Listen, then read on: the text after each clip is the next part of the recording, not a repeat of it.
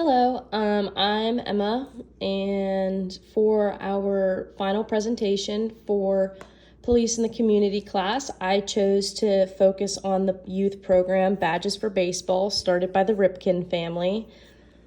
I chose this program because both of my brothers play baseball. They grew up playing baseball. I've been around it. I enjoy the sport. And once I found that this was a police program, I thought it was something really, or a police and youth program. I thought it was something that was really interesting to dive further into because most of the time athletes are just known for what they do and their athletic record rather than the other impacts that they make in communities and around the country.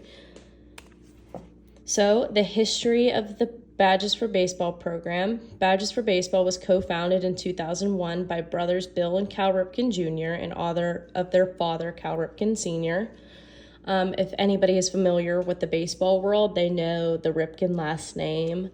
They're all very great athletes, great baseball players. So the organization is nonprofit and they're in partnership with the United States Department of Justice. As previously mentioned, Cal Ripken Sr. was known as a baseball player, coach, and a mentor. And his son, Billy, left in the brochure. He said that Dad was a teacher first and foremost. He had a spot for kids. He had a spot for teaching. He had a spot for turning the light bulb on. So as I read through their program brochure and their website, it was very evident that they were very focused on not only having a program for baseball, but evolving education and educating these children as well. Not just through coaching, but life skills and so much more than just the baseball program. So the target for their Badges for Baseball program is the youth from at-risk neighborhoods and or undeserved communities. So basically the children who come from lower income families or live in lower rundown communities and neighborhoods and just need an escape. They need to get away for a little bit. So they also have a quote that it's bigger than baseball. They have baseball as their focal point, but everything else that factors into it that makes it so much more than just the sport itself. So the goals and purposes. Their main emphasis is to keep these at-risk youth safe. They want to keep them out of trouble when they are not in school. Typically, children that come from these, not all, but some of the children that come from these neighborhoods find themselves getting in trouble, whether it's later in life or it's in school or wherever it may be. When they come from these neighborhoods, they don't really have the best of direction when it comes to staying out of trouble. So the goal is to implement smart decision making in the youth to get them involved with the police and something to do outside of school. So they're not just running around, they're actually with adults and officers and teachers and somebody else to distract them for a little bit. They want to create a safe environment so they have somewhere to escape to. They know that they're safe at the baseball field, at the park. They know that the hands that they're in are safe and it's a good place for all. Also, one that's really important is to connect the players with law enforcement officers and create relationships. So they have to build that trust with their officers. So that way they could see police officers as so much more than just the uniform and badge that they wear, and see the police officers are people too, and they like to have fun and play sports, and they're, like I said, they're just more than their uniform. And sometimes children struggle to see that. They also want to teach these children life skills and build their character and develop positive attitudes.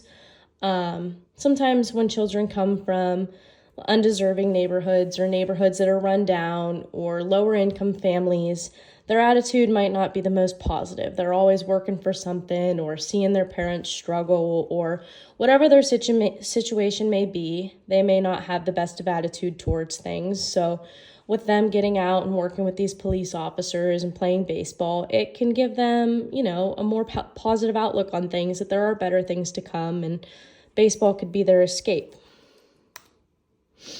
So the amount of people that Badges for Baseball has impacted, I listed some stats.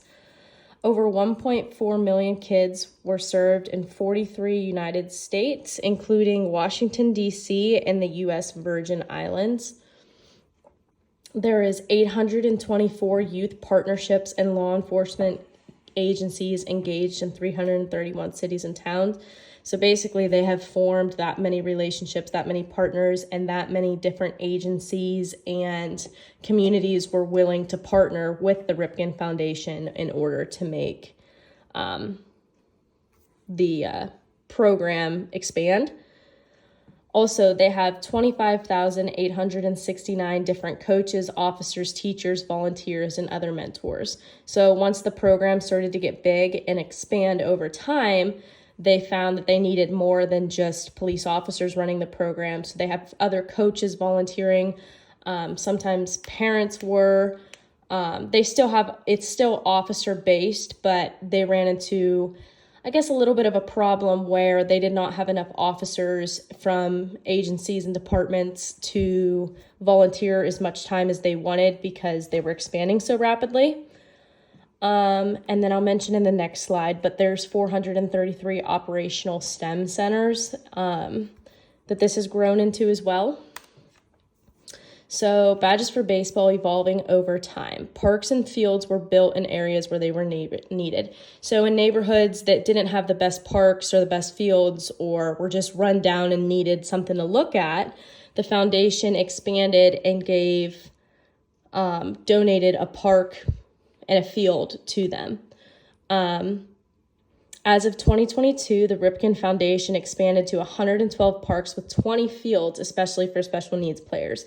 So another thing they branched out to was building fields and parks for special needs athletes, which is pretty interesting and cool to know that they're expanding so much further than where they began. And then launched in 2016 were STEM programs and operating facilities as learning and education is one of their major priorities of the foundation. So in these STEM centers, they have computers, they have laptops, they have books, they have literally anything you would need to get an education. They also have tutors, mentors, teachers, everything you would need to expand your education. And now there's 433 fully operating and functional STEM facilities throughout the United States.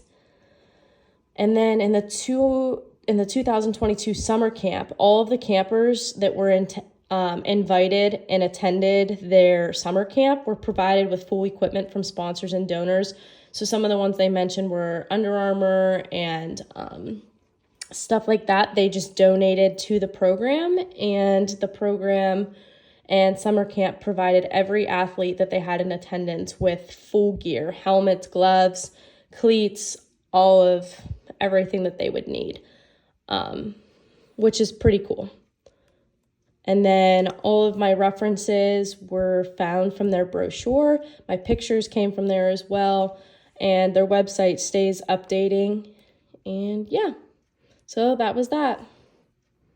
Thanks for listening.